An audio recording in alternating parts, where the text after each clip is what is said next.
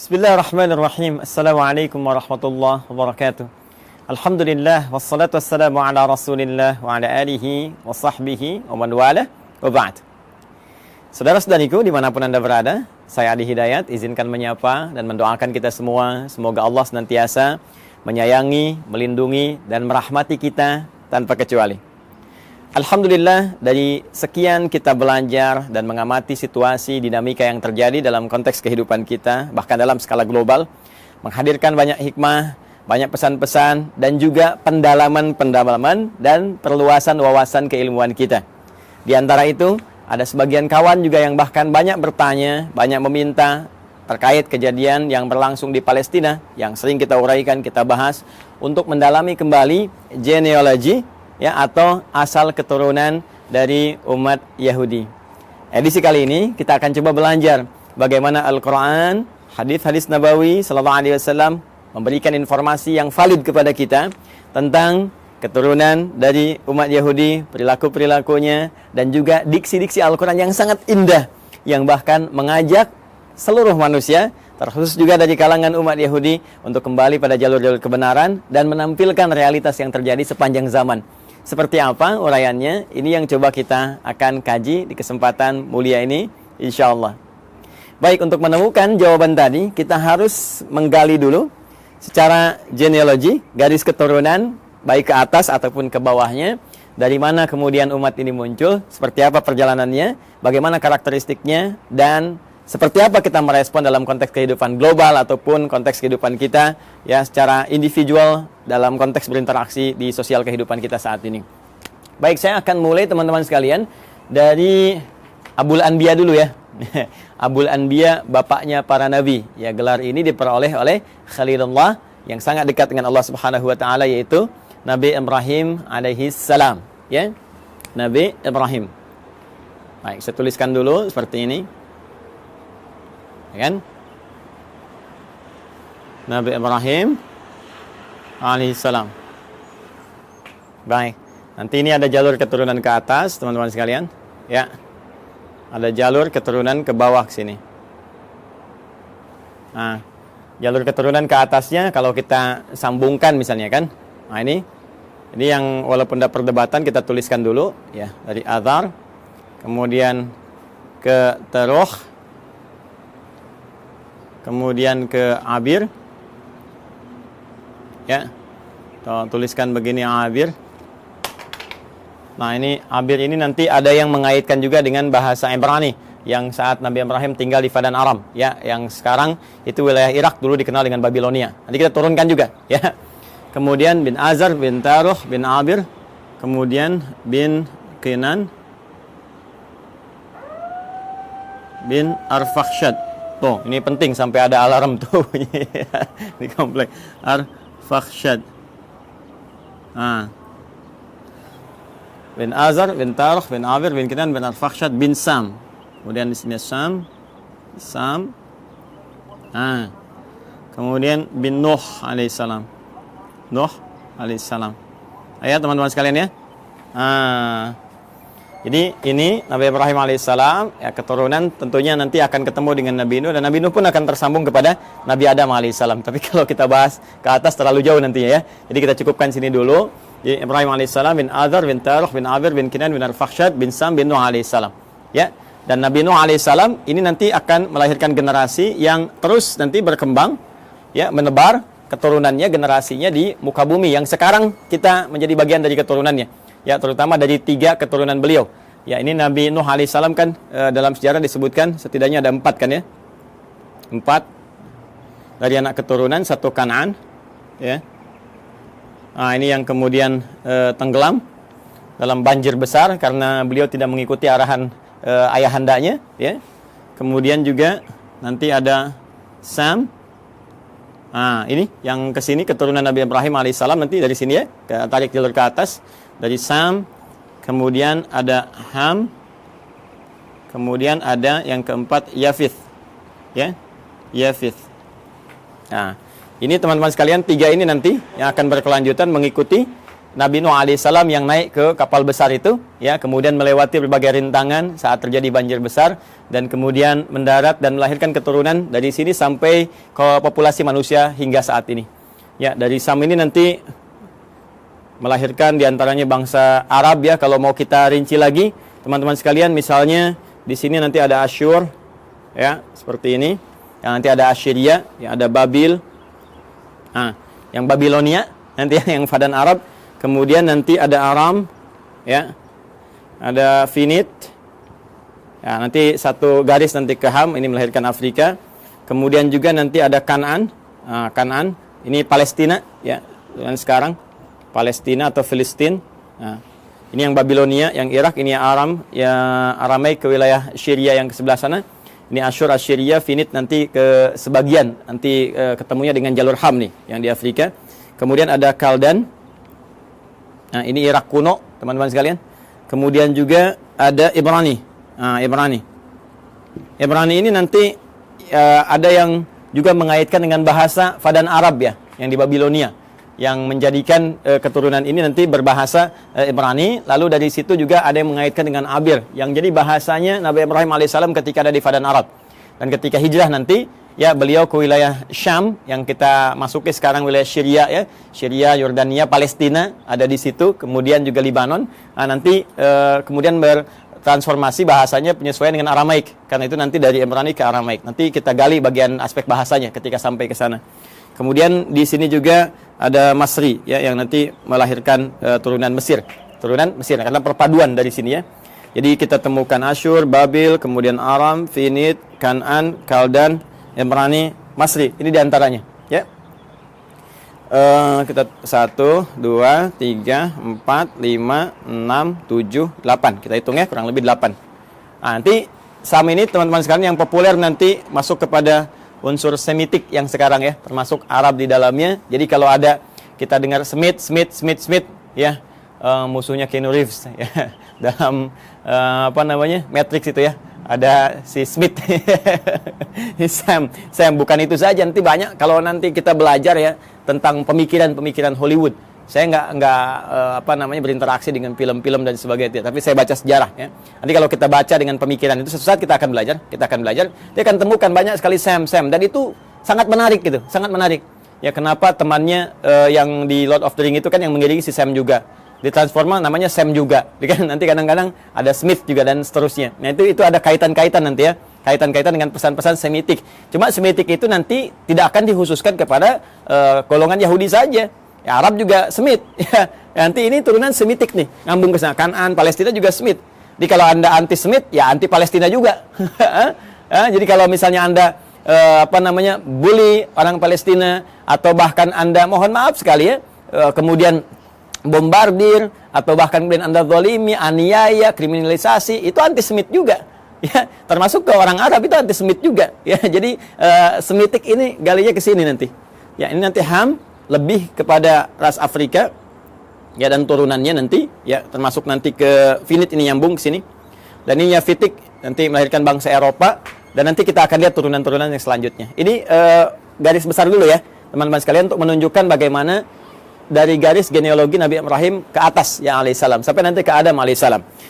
Saya izin ambil penghapus dulu, saya hapus dulu ini, ya, kemudian kita turunkan ke bawah. Jadi saya cukupkan sampai Nabi Nuh, Nabi Ibrahim ini nanti kita turunkan generasi ke bawah. Baik, bismillah. Kita akan coba turunkan sekarang jalur ke bawahnya. Kita hapus dulu ini supaya kita mengenal lebih jauh dan kita temukan nanti genealogi kapan Yahudi itu ketemu. Ya, kapan Yahudi itu ketemu, ya, diksinya. Karena nanti redaksi Al-Qur'an tegas menyampaikan makana Ibrahimu Yahudiyya wala Nasraniyya walakin kana hanifan muslima. Ya, tidaklah Nabi Ibrahim itu seorang Yahudi, seorang Nasrani, tapi beliau adalah seorang Muslim yang taat, Muslim yang lurus, yang membawa garis risalah sampai dengan ke atas, ya, sampai dengan ke jalur Nabi Nuh alaihissalam. Yang ini nanti akan diturunkan Quran surah keempat ayat 163, yang nanti turunan risalah Nuh ini sampai juga kepada Nabi Muhammad SAW, ya. Inna auhayna ilaika, ya, kami wahyukan pada Muhammad SAW, dan wahyu ini senapas dengan yang sebelum kamu, ya, kama auhayna ila Nuhin, seperti kami wahyukan kepada Nuh dan nabiyina, ya, setelah nabi-nabi setelah beliau. Jadi nabi-nabi terus sampai ke Ibrahim, sampai ketemu Nabi Muhammad SAW. Nah, ini kurang lebih teman-teman sekalian sampai ke Nabi Nuh ke atas, ya, dari Ibrahim terus sampai Nuh alaihi salam jami'an. Dan sekarang kita akan turunkan bagian Nabi Ibrahimnya turun ke bawah. Ini nanti kita bisa uji ya secara ilmiah dan kita bisa bandingkan. Nanti saya turunkan komparasi, misalnya di Al-Qur'an bagaimana seperti ini, terus ada kalau kitab-kitab lain, nanti kita bandingkan seperti apa, nanti kita uji kebenarannya secara ilmiah ya, sehingga ditemukan nilai kebenaran yang kita yakini. Lalu indahnya Al-Qur'an, silahkan memberi pilihan. Anda yakin dengan Islam, alhamdulillah. Ya, kalaupun Anda tidak dipaksa. Itu pilihan masing-masing dan setiap orang bertanggung jawab ketika kembali kepada Tuhannya, kepada Allah Subhanahu wa taala. Objektif kan? Sangat adil kan? Ya, jadi menawarkan, ini dahsyatnya Al-Qur'an itu begini. Anda diperkenankan menguji dulu Al-Qur'an. Ya, sebelum Anda bahkan membacanya, sebelum Anda bahkan ingin mengkajinya. Al-Qur'an menawarkan diuji, silahkan. Jika Anda ragu, uji. Ya, wa in kuntum fi raibin mimma nazzalna ala abdina fa'tu bi suratin min mithli. Al-Baqarah ayat 23. Ya, kata Allah, kalau Anda ragu terhadap wahyu yang kami turunkan kepada hamba terbaik kami Muhammad SAW, silakan Anda uji, datangkan semisalnya. Ya, coba cari, ada nggak karya manusia yang mirip ya seperti firman Allah ini. Perhatikan bahasa saya. Ada nggak karya manusia yang mirip dengan firman Allah ini? Kalau Anda ragu, uji. Dari sisi kebahasaan, silakan uji. Ya, bagaimana dahsyatnya ini? Untuk membedakan. Ini kan banyak orang Arab di masa Nabi yang fasih-fasih luar biasa. Ya, dan mereka nggak ada yang mampu dan mengakui ini bukan karya manusia. Kalau tiba kemudian ada orang sekarang yang nggak lebih fasih daripada orang dulu, nggak lebih pintar bahasa zaman dulu, mengatakan misalnya Al-Quran itu karya manusia, maka ini nampaknya kurang minum susu. Pengetahuannya kurang luas.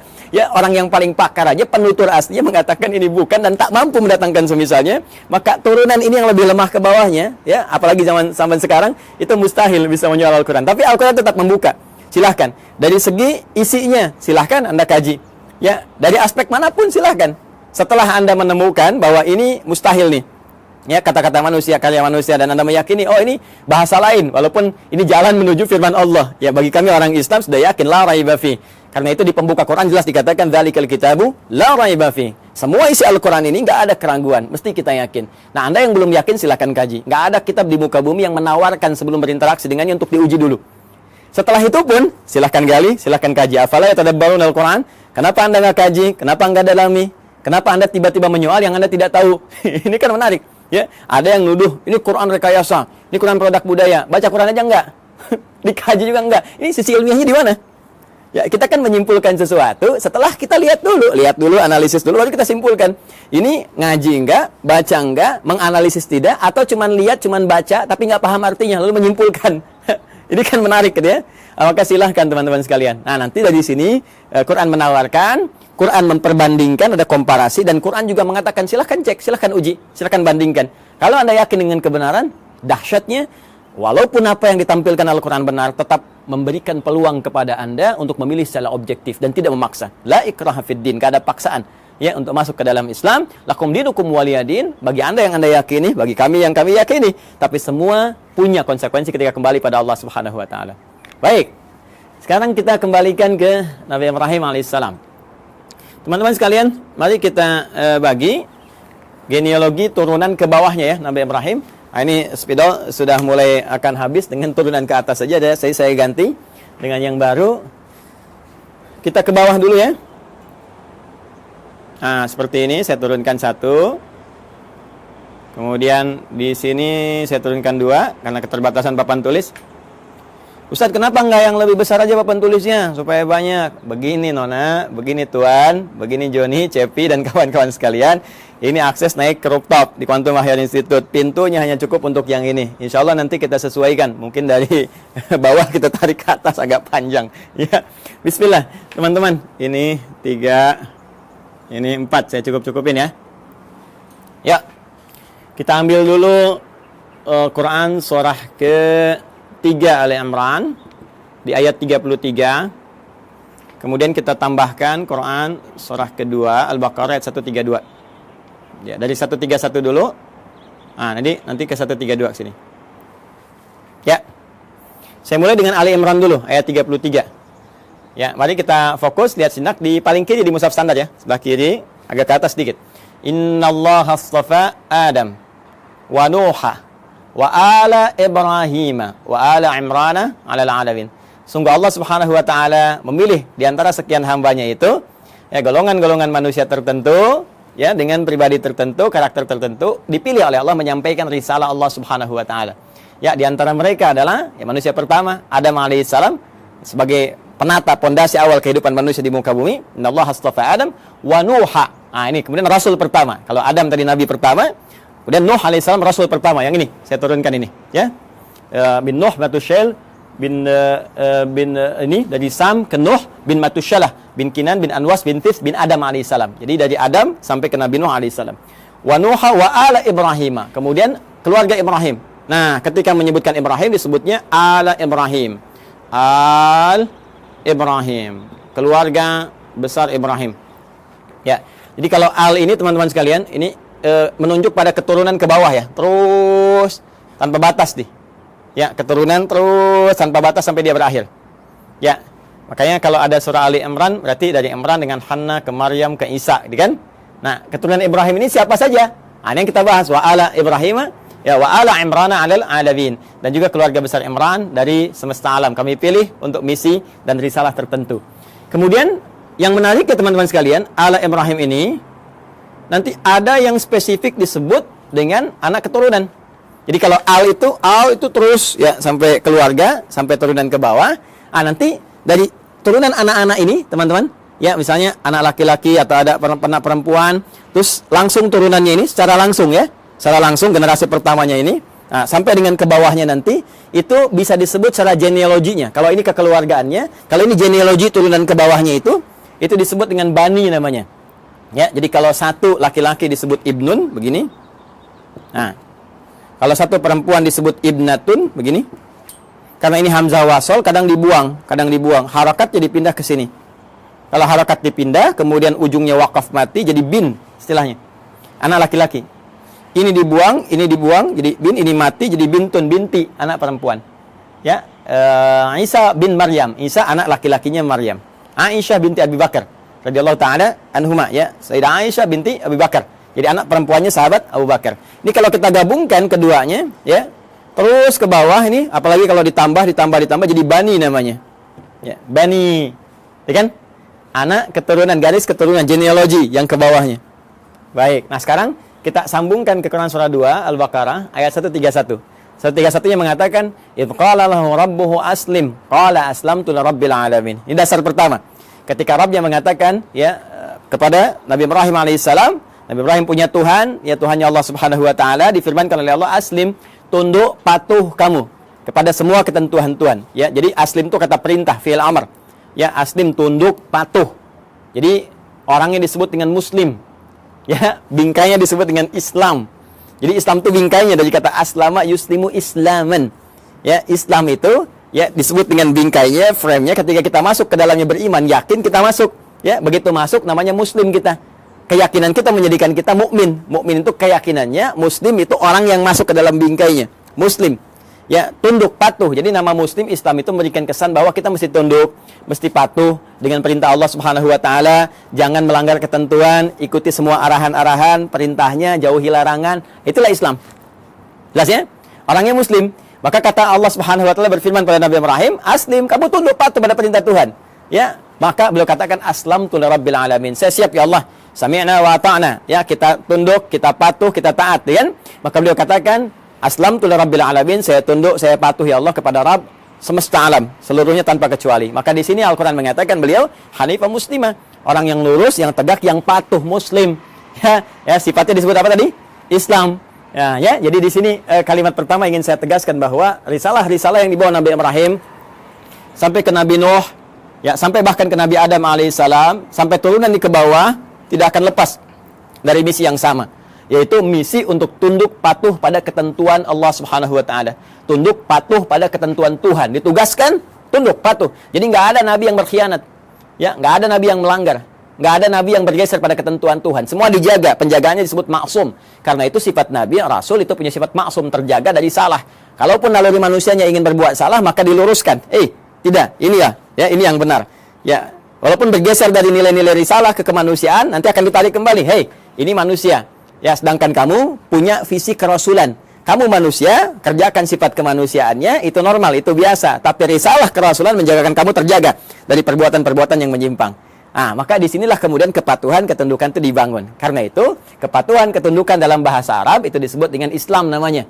Orangnya muslim. Karena itu semua risalah bahkan dari Nabi terakhir Nabi Muhammad SAW sampai ke atas, risalahnya risalah Islam. Risalah yang menjadikan mereka tunduk patuh kepada Allah dan tidak menyimpang, tidak merubah apapun.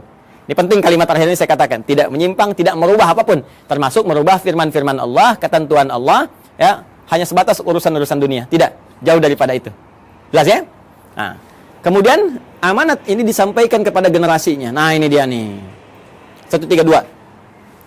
Wa wassa biha Ibrahimu banihi. Dan mulai muncul. Wassa biha Ibrahimu banihi wa Yaqub. Muncul Yaqub. Ya baniya innallaha astafa lakumuddin fala tamutunna illa wa antum muslimun. Ya, maka Ibrahim mewasiatkan kepada generasinya termasuk nanti Yaqub. Kita lihat nanti Yaqub itu siapa. Baik, Ibrahim mewasiatkan kepada generasinya. Nah, ini genealogi ke bawahnya. Diwasiatkan ke bawahnya. Ya, sungguh Allah telah menetapkan bagi kalian satu tuntunan yang benar, pedoman yang benar yang harus dipatuhi. Ya, pedoman tuntunan frame tadi itu din, ya.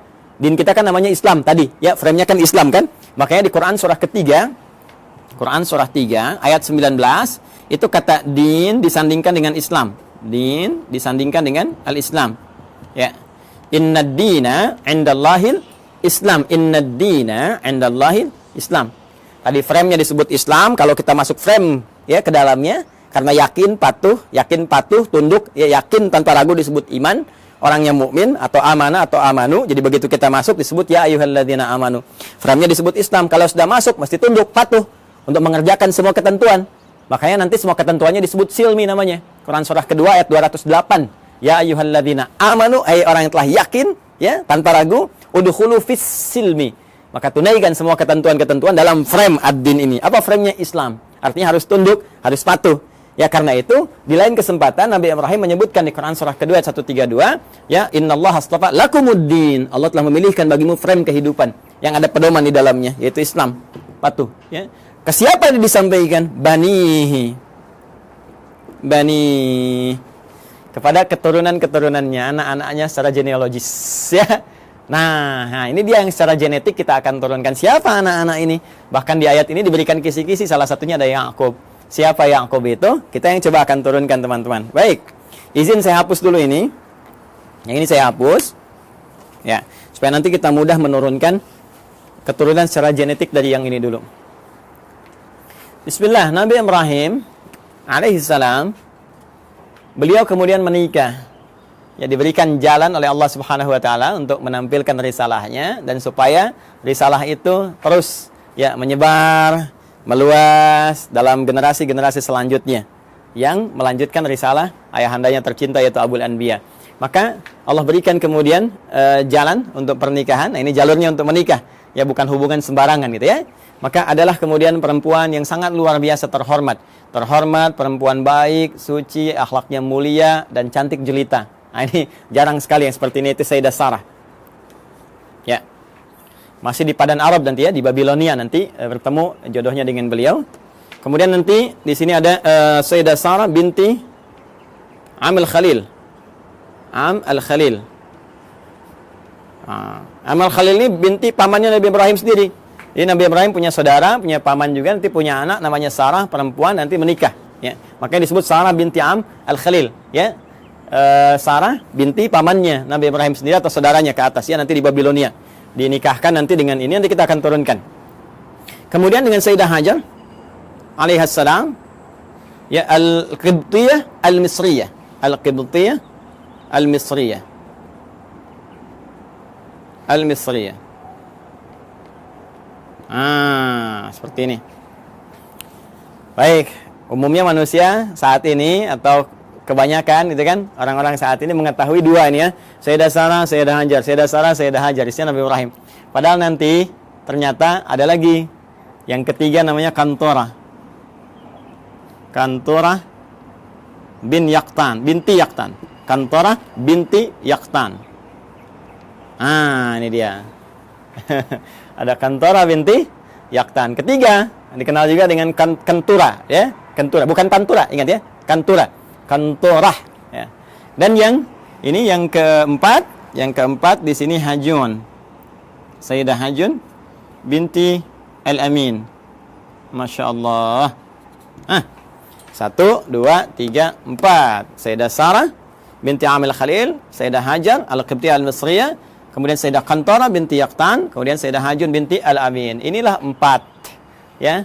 4 istri Nabi Ibrahim alaihissalam, dan dari sini kita akan turunkan dari keturunannya Sayyidah Sarah, kemudian melahirkan Nabi Ishaq alaihissalam. Ini dia. Sayyidah Hajar nanti melahirkan Nabi Ismail alaihissalam. Ismail alaihissalam. Nanti teman-teman penting saya sampaikan. Jadi ini Nabi Ismail alaihissalam lahir duluan. Ya, lahir duluan. Saat usia Nabi Ismail itu 14 tahun, usia Nabi Ibrahim kisaran 120 tahun, dan usia Sayyidah Sarah itu 90 tahun. Maka lahirlah Ishak. Ini kisahnya sangat menarik nih ya. Jadi Ishak itu di dalam bahasa Arab itu bisa seakar dengan kata dhahak. Ya, dhahak. Artinya tertawa bahagia. Ya, tertawa bahagia. Nah, kenapa ada kalimat ini? Ada sebagian yang menduga begini. Ada kaitan dengan Quran surah ke-11 ayat 71. Ya. Sampai dengan sama juga dengan isyaratnya di Quran surah ke-51 Adz-Dzariyat ayat 24 sampai dengan 29. Di Quran surah 11 Hud ayat 71 itu jadi kisahnya begini. Kisahnya bahkan sampai viral ya. Itu kisahnya ketika datang malaikat, ya, beberapa rombongan malaikat ingin menuju kaumnya Nabi Lut. Dikisahkan di sini nih. Quran surah 51 buka ayat 24-nya. Di sebelah kanan agak ke bawah. Ya, hal ataka haditsu dhaif Ibrahim al-mukramin iddakhalu alaihi faqalu salama qala salam qaumum munkarun. Jadi datang serombongan malaikat mampir ke tempat Nabi Ibrahim. Tujuan utamanya adalah ke saudara beliau di Nabi Lut. Ya, jadi di situ di satu masa ada 2 distrik berbeda, nabinya ada 2, rasulnya ada 2, tuh ya. Jadi nggak setiap masa nabinya satu, boleh jadi setiap tempat itu yang berbeda ada nabi juga. Nah, ini keponakannya Nabi Lut, keponakan Nabi Ibrahim. Kemudian apa yang terjadi? Ketika akan datang yang menghukum umatnya Nabi Lut yang memang minta diadab, ini keterlaluannya, minta diadab ya, maka malaikat mampir dulu ke tempatnya Nabi Ibrahim. Ketika itulah mengabarkan bahwa Sayyidah Sarah ini yang sudah usia 90 tahun itu akan punya keturunan. Akan punya anak, akan mengandung. Maka di sini kemudian beliau disebutkan sambil menepuk wajahnya, fasaqat wajhaha wa qalat ajuzun aqim. Beliau mengatakan, apa yang seperti ini masih mungkin bisa punya keturunan? Itu sambil berdiri. Berdiri itu bahasa Arabnya qaimun, qaim. Kalau perempuan tambah tak di ujungnya, qaimatun. Ya, jadi sambil berdiri menepuk begini sambil tertawa. Ya. Ini yang seperti ini apa masih mungkin punya keturunan? Jadi ketawa gembira, tertawa dan menepuk-nepuk, ya, seakan takjub dengan keadaannya. Maka di Quran surah ke-11 ayat 71 disebutkan, wa imra'atuhu qa'imatun fadhahikat fabasyarnaha bi Ishaq. Ya, Masya Allah. Wa imra'atuhu, sedangkan istrinya Nabi Ibrahim alaihissalam yaitu Sayyidah Sarah, qa'imatun, langsung berdiri mendengar kabar itu. Ya, ketika malaikat mengatakan di surah ke-51 ini, ya, kemudian mengatakan fabasyaruhu bi ghulamin alim, dia akan dapat anugerah seorang anak yang sangat cerdas, gulamun alim. Kalau Ismail gulamun halim, kalau ini gulamun alim. Ya, halim itu cerdas dan perasa. Ya, tapi gulamun alim cerdas. Jadi anak kamu akan lahir darimu anak yang sangat cerdas, gitu kan? Anak jenius, cerdas, maka langsung bangkit menepuk, tertawa gembira. Apa mungkin yang masih begini masih punya keturunan?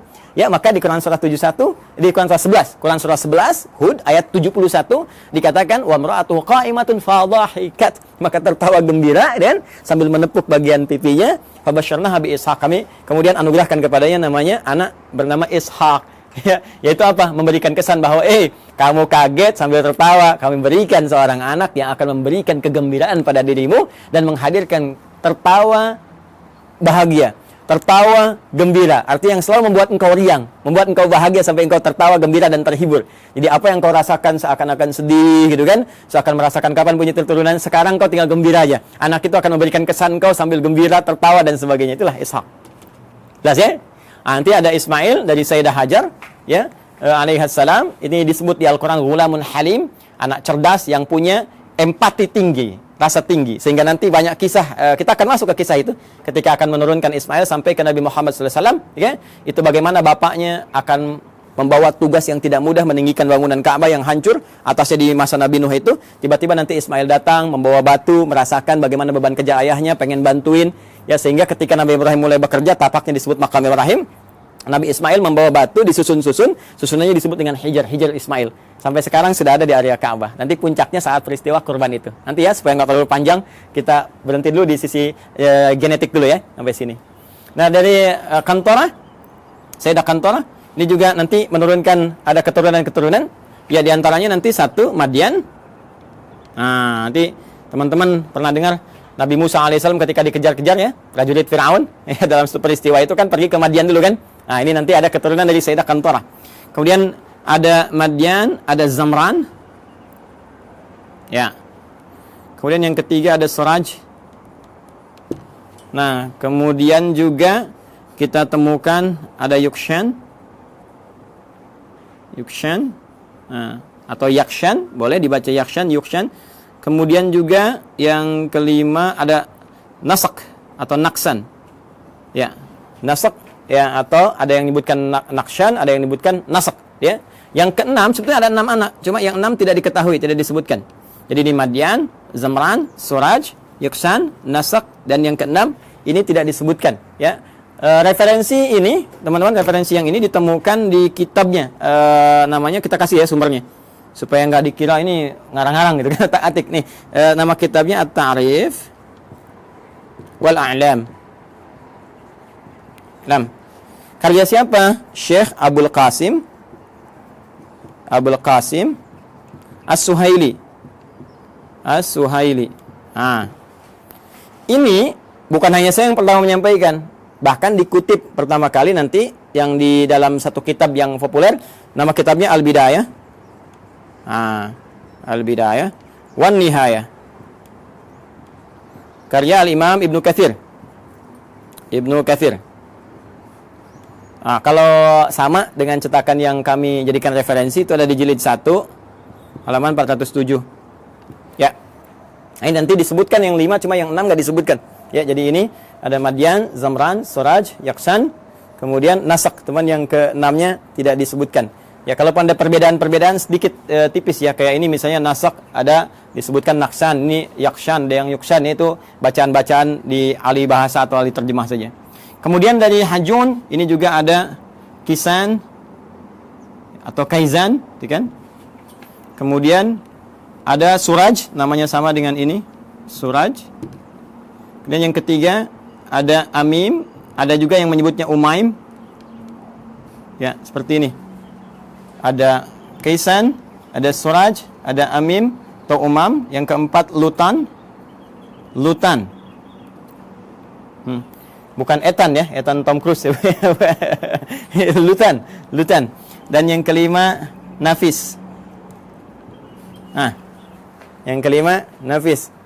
Ya, ada di MUI ada Ustadz Kiai Khalil Nafis. Jadi nanti nasabnya ke Nabi Ibrahim dari Sayyidah Hajun binti Al-Amin. Nah, ini ya keturunan Nabi Ibrahim alaihissalam. Jadi dari sini 1, Sayyidah Sarah melahirkan Ishak, Sayyidah Hajar melahirkan Ismail, 2 kan? Kemudian dari Kantorah itu ada 6, 1 tidak diketahui, nanti 2 tambah 6 8. Kemudian dari Sayyidah Hajun binti Al-Amin ada 5. 8 tambah 5 ada 13 ya. 2 tambah 6 8, ada 13 tambah 5 13. Jadi ini kurang lebih 13 keturunan Nabi Ibrahim alaihi salam ya, dari istri-istri beliau. Dan nanti dahsyatnya nanti ya, mungkin episodenya akan panjang gitu. Di Kantorah ini nanti juga ada satu penelitian dugaan kuat bahwa itu yang menjadikan turunan dari bangsa Melayu, Jawa khususnya.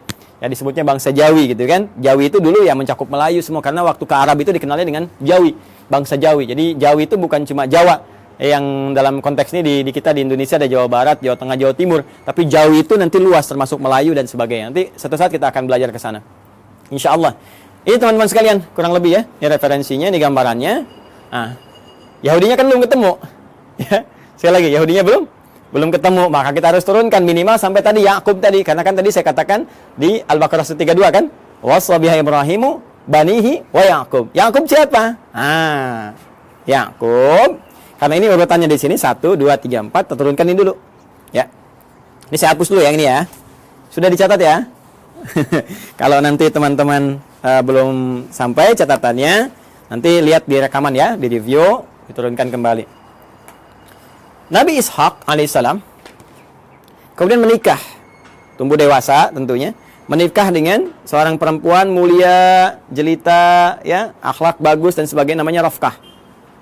Rafkah binti Batuil. Ini dia. Rafkah binti Batuil. Gini ya, teman-teman sekalian. Dari pernikahan ini, ya, Nabi Ishaq alaihissalam menikah dengan Sayyidah Rafkah binti Batuil, melahirkan 2 anak kembar. Nah, ini yang gak banyak orang tahu. Ya, siapa 2 anak kembar ini? Yang pertama adalah Aish atau Ishu, gitu kan? Ya, atau Aishu begini tulisannya. Ain, ya, sad. Ya. Ya, ini satu. Yang kedua Yakub. Yakub. Ini kembar ini. Tahunya kan Nabi Ishaq, Nabi Yakub, gitu kan? Ternyata ini kakak adik. Ini kakaknya Ish atau Ishu, ini adiknya Yakub. Gitu, ya. Coba nanti setelah berkembang remaja, saya percepat saja. Yang Ish ini, Ishu ini, nah, akan ditugaskan nanti berkelana gitu kan, merantau ke wilayah Romawi, Roma ya. Rum, istilahnya Rum. Jadi ini nanti disebutkan keturunan-keturunan dari Rum ya, yang nanti mengacu kepada yang Yafith itu ya. Yang Yafith generasinya itu asal generasi awal, cuma nanti yang ini yang memajukan, yang memberikan istilahnya arahan-arahan, itu kan, mensibgah dan sebagainya. Ini nanti Aish atau Aishu. Ya, jadi sudah ada Romawinya. Sudah ada Romnya, cuma ini nanti ke sini dan beraktivitas banyak di sini. Ya, dan ini nanti akan nyambung kepada generasinya Yafith yang dari Nuh alaihissalam tuh ya, yang Yafitik itu. Ini saya berhenti dulu sampai sini. Saya akan teruskan ke sini. Nabi Yakub kemudian diminta ya oleh ayahandanya Ishak alaihissalam untuk pergi ke Padan Arab. Padan Arab, tempat dulu Nabi Ibrahim kan beraktivitas dan seterusnya. Di Padan Arab ini, nah ini sudah kelihatan gitu ya, ada isyarat-isyarat bahwa ini kalau sudah jalurnya ke sana, ini ada jalur-jalur risalah, jalur kenabian dan sebagainya. Maka dimintakan untuk bertemu dengan abangnya Rifkah ini. Ya, abangnya Rifkah. Beliau punya abang, berarti pamannya ke sini ya, pamannya atau Pak D-nya gitu kan. Nah, punya abang namanya Laban. Ya, di sini punya abang namanya Laban. Ada juga yang menyebut dengan Laman namanya. Laban atau Laban. Bukan Gaban ya. Laban. Laban atau Laman. Nah, Laban secara singkat ini punya 2 orang anak.